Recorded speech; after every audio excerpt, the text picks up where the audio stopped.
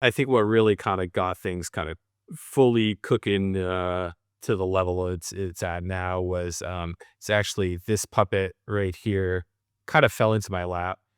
I got like really lucky because I was always searching on eBay for just I like random merch like bootlegs, kind of just weird stuff.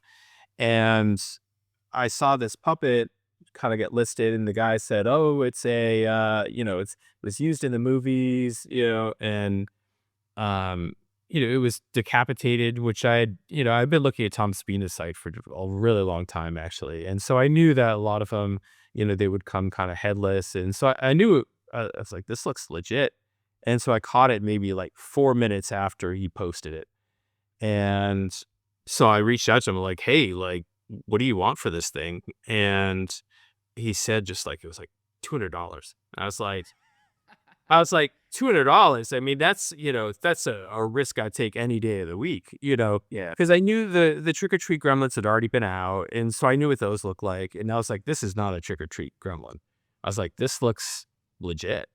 And so, I was like, "All right, done." So I was like, "Send me the invoice." And so I paid the $200. I'm like, "If I'm not $200, you know what? That's whatever, you know?" Yeah. And so, I was just kinda checking the tracking number on it. I'm like, I'm watching this thing coming in, multiple times a day.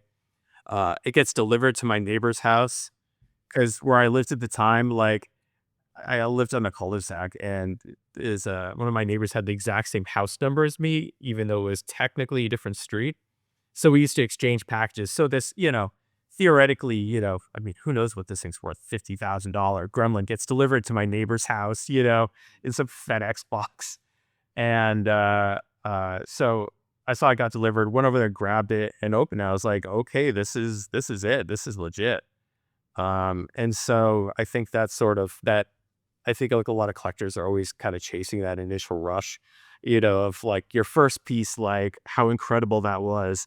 And so that's kind of what got me started from there.